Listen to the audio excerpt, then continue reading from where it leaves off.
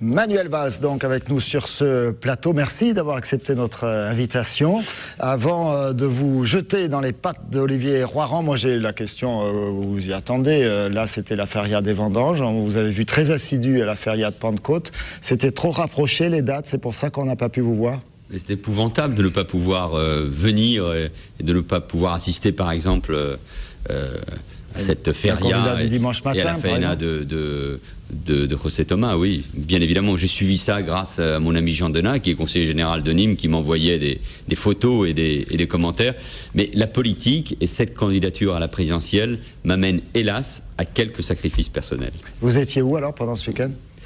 J'étais à la fois sur le terrain à Rennes, samedi, et puis j'avais quelques obligations à Évry. Nous accueillons les nouveaux habitants. Je suis maire aussi d'une ville et je dois assumer, et c'est normal, mes responsabilités. Voilà. Comme quoi.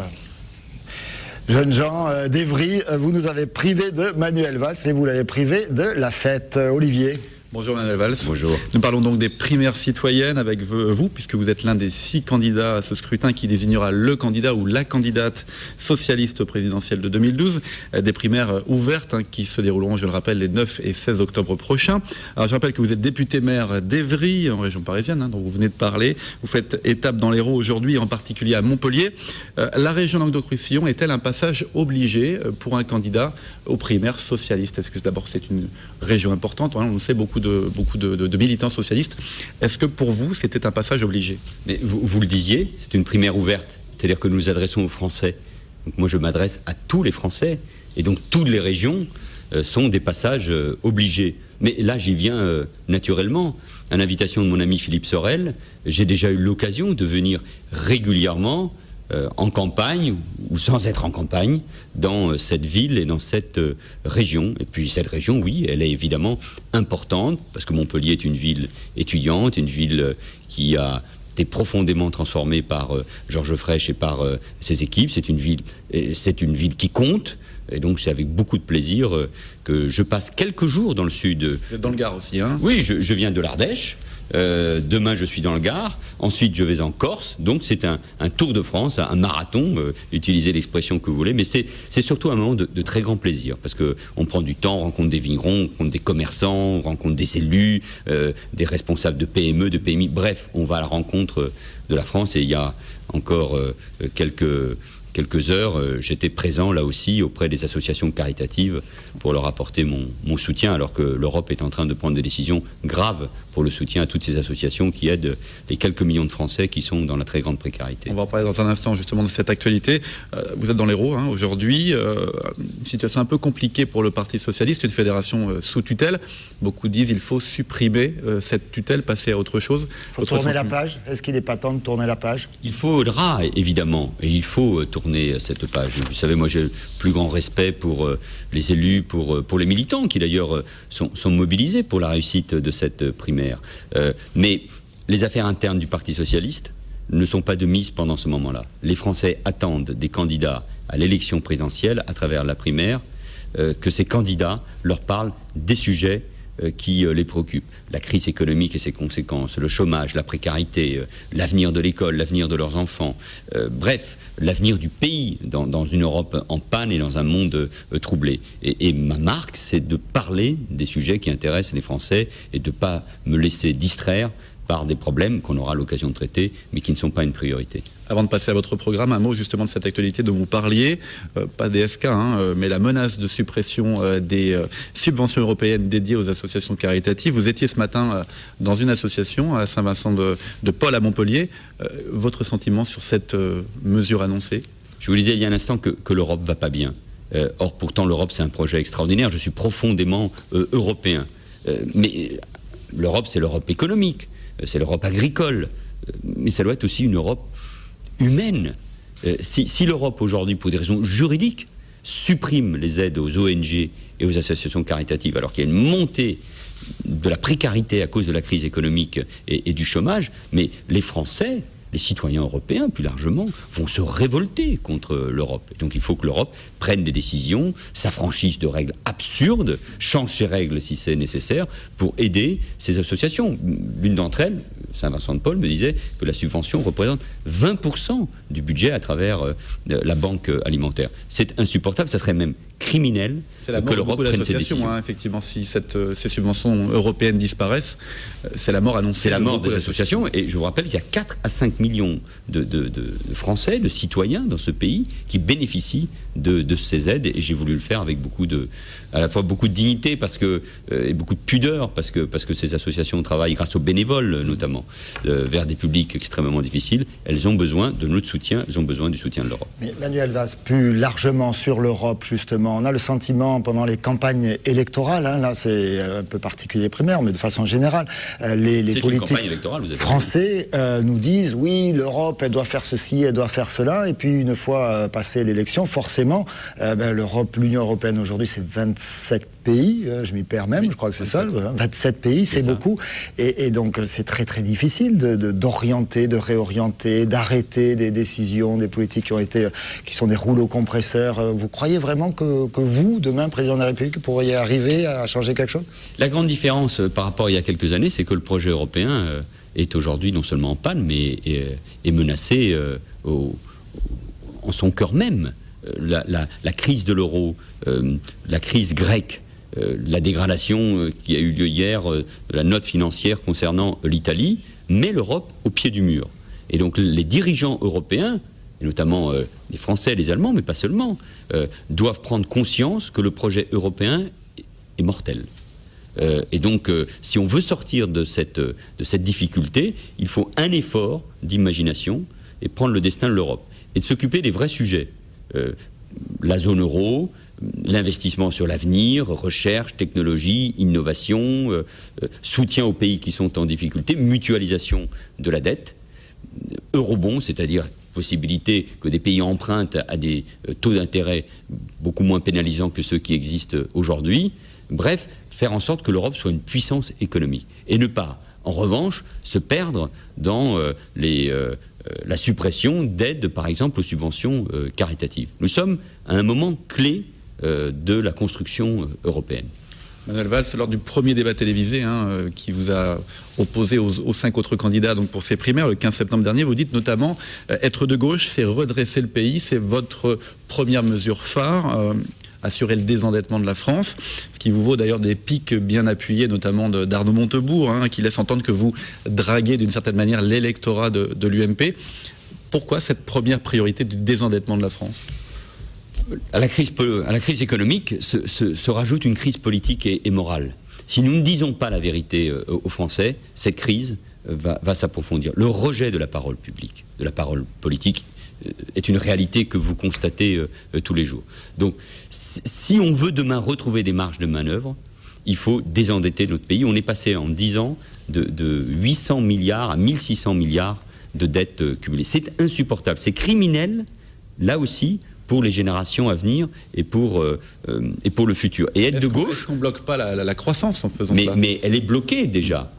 Parce que si demain la France est à son tour dégradée comme l'Italie, les taux d'intérêt vont augmenter et nos petites entreprises, mais surtout les familles françaises, vont être étranglées. Et être de gauche, c'est pas proclamer, c'est affronter la réalité. Et on fait comment pour redresser le pays ?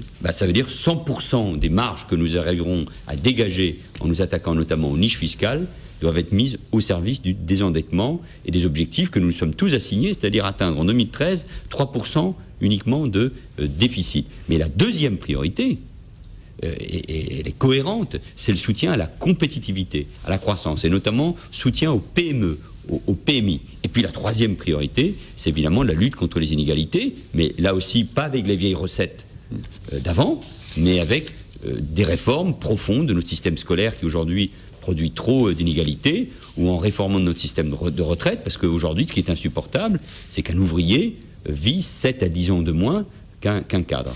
Et puis enfin, je veux incarner, je pense que j'ai cette capacité par rapport à d'autres candidats, je veux incarner plus que jamais la République, la France, la laïcité. J'étais le seul parmi les candidats a voté la loi interdisant le voile intégral. L'autorité, parce que Nicolas Sarkozy a échoué en matière de sécurité. Il parlait beaucoup de sécurité, effectivement. Mais parce que c'est une réalité, et à Montpellier, c'est une réalité aussi. Nous en parlons souvent avec Philippe Sorel. Donc nous avons besoin de lutter contre cette délinquance, parce que la délinquance, ça concerne les plus modestes, les plus fragiles de notre société. Cette gauche-là, moderne, inventive, populaire, républicaine, je l'incarne. Et ce langage de vérité, je crois que c'est ce qui est passé à l'occasion de ce débat sur France Télévisions. Les Français ont besoin d'un rajeunissement et d'un langage de vérité. Une dernière question, puisque l'heure tourne.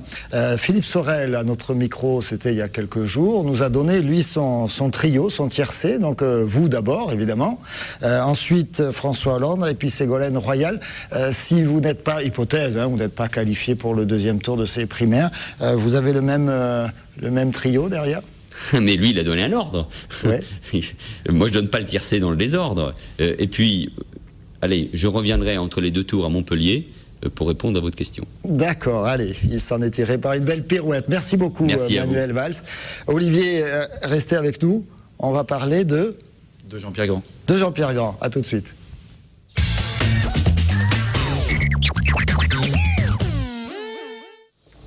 Et là, regardez, miracle du direct, hop, Jean-Pierre, on l'a au téléphone, Jean-Pierre Grand.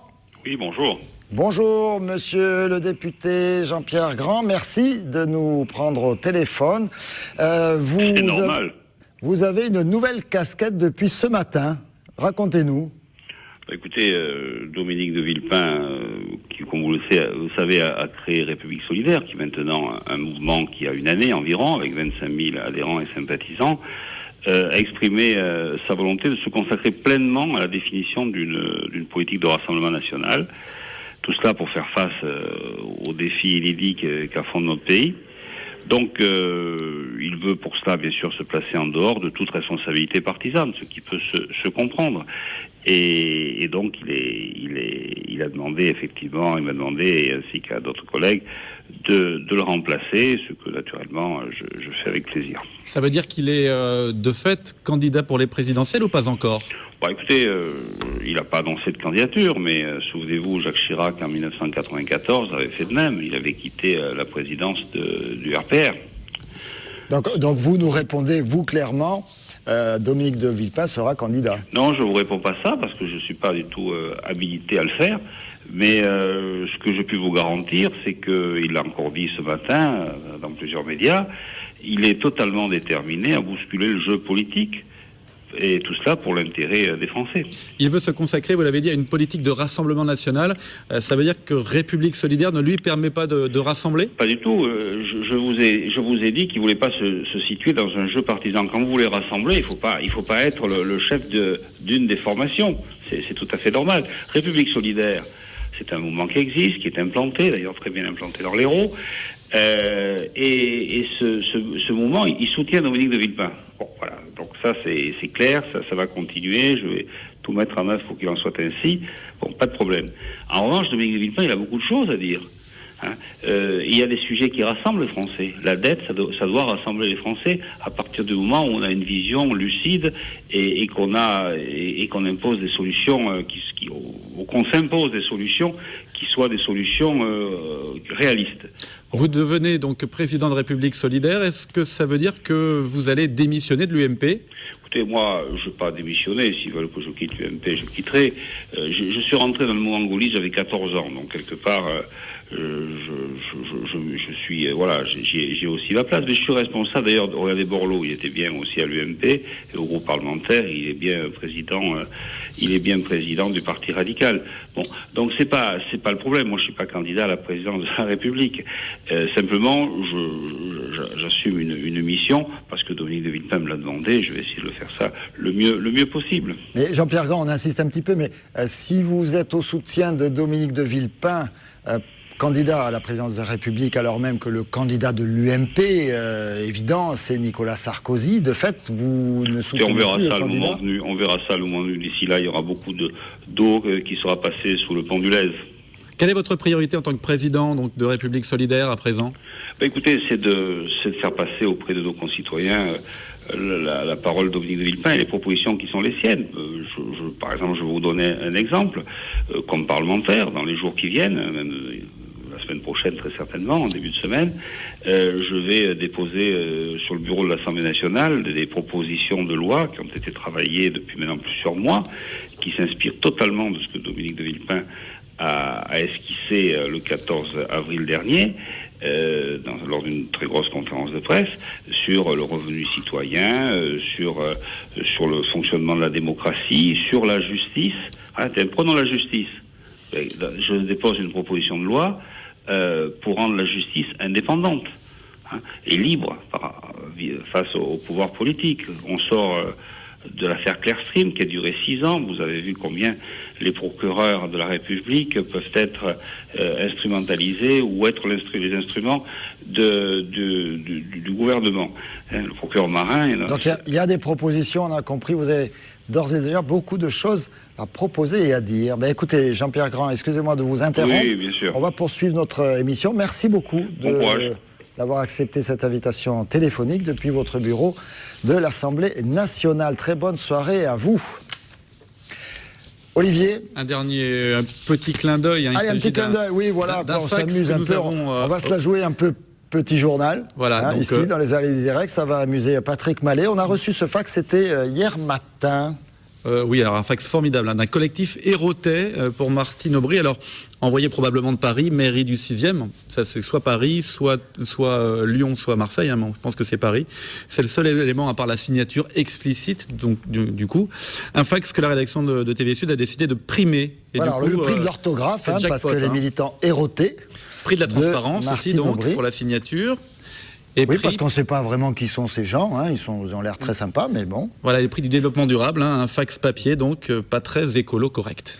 Voilà. Et puis surtout, je peux vous lire la déclaration, ça ne prendra pas beaucoup de temps. Dans le cas des primaires citoyennes du Parti Socialiste, Martine Aubry, au terme du premier débat télévisé, a fait preuve de clarté, de volonté, d'autorité.